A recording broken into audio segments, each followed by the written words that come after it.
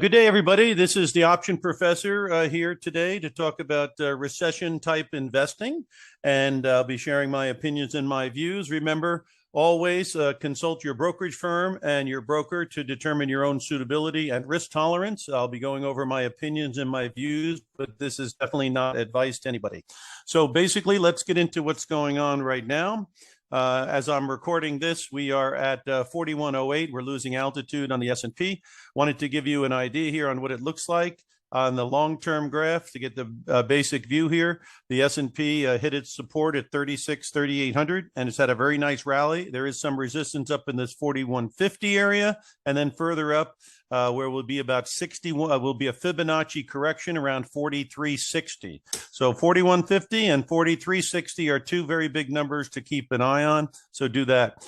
As far as recession is concerned, obviously we are seeing a slowdown in earnings, and although they beat estimates, they are lower than the year prior. So don't camouflage the fact that earnings and revenues are declining year over year at most companies. Okay. The fact that they beat earnings just means that they lowered the bar so low. So again, the weakness is definitely coming in.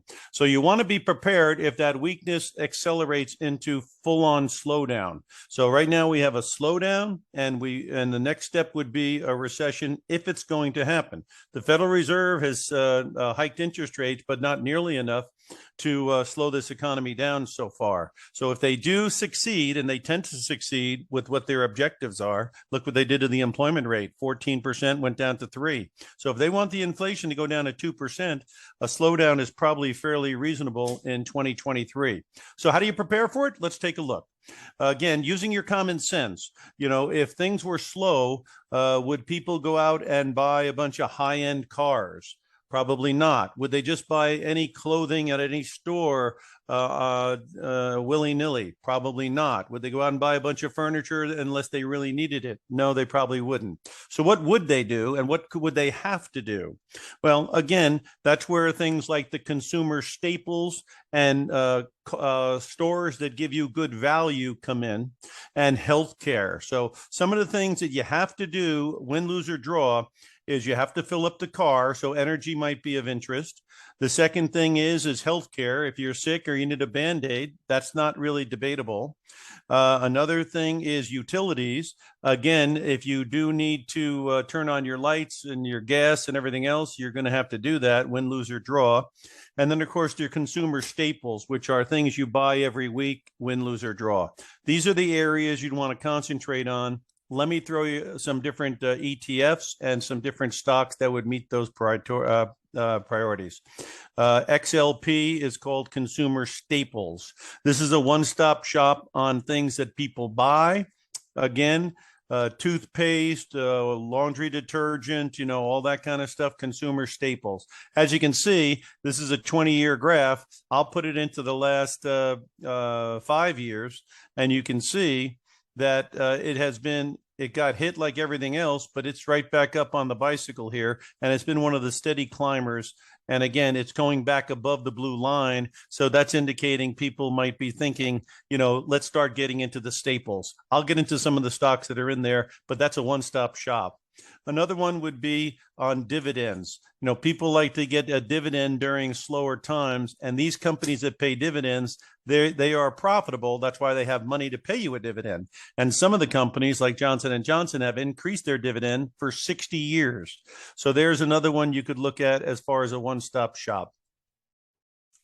And those two would be very interesting, the utilities as well as the staples. I didn't show you utilities. I'll show you that now. XLU. So again, XLU, please let me help you there. XLU. There you go.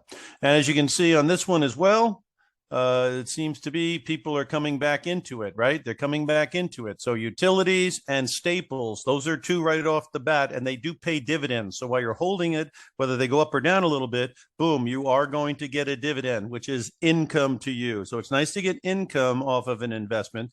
And of course, in this case, you can see you've also gotten a pretty good amount of growth. So that's a pretty reasonable place to be. Now I'm going to go through. So those are the two: utilities, staples, and And then, of course, your healthcare. Those three right off the bat are not very debatable as far as things to do. Let's go through some stocks real quick. Some of the stocks that have done good in a recessionary environment would be Walmart as a retailer, because obviously they got cheaper prices. Again, they're on the defensive, but they're starting to come up again. Okay. Let's just look at the 1 year graph here. Yeah, you can see they're back on the bicycle, Walmart, after going down sharply.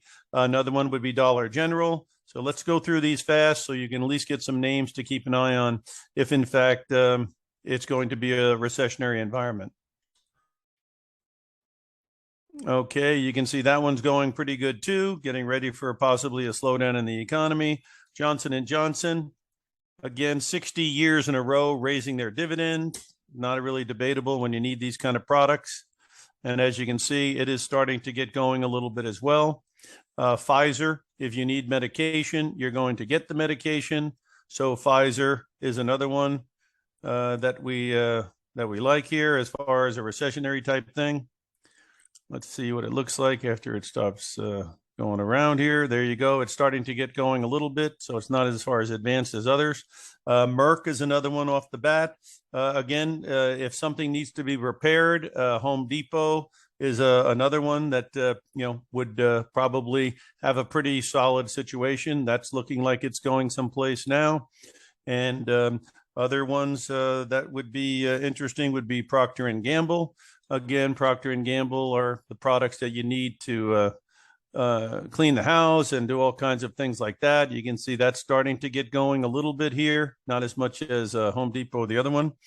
And then some other stocks that we're looking at here would be McDonald's. Okay, so people like to go out and have their burgers. They're cheap. And so McDonald's would be another one that obviously is already going. Sometimes the banks can do okay during a little bit of a slowdown because people obviously maybe have to borrow or use their credit cards. And if they have to borrow and use their credit cards, these guys can make money. So you can see that's starting to go. That's the Bank of America. And then another market is the Defense Department. And so that would be Lockheed Martin, because obviously the defense keeps going. Win, lose, or draw. It's not something that people, and there you can see it's taking off a little bit. So that could be indicative of some recessionary positioning as well. Again, on the individual basis, public service, New York and New Jersey. I've had a personal interest in this for a very long time, full disclosure. And this one has been kind of, after coming down quite a bit, you'll see that it has obviously been taking off as well. So there's some of the sectors that would be good for you to keep an eye on. And then some of them that you'd want to try to take advantage of, either a one-stop shop with your utilities, your staples, and your dividend payers. Another one that people would like would be dividend growers. So here's DGRO. And again, so these are not high dividend as much as they are growers, which means they are growing their dividends. And as you can see, they've already started to get a bid here as well. So, in review, you've got your dividend payers. DGRO is a grower, and SPYD is your dividend payers. You've got your utilities, ETF XLU.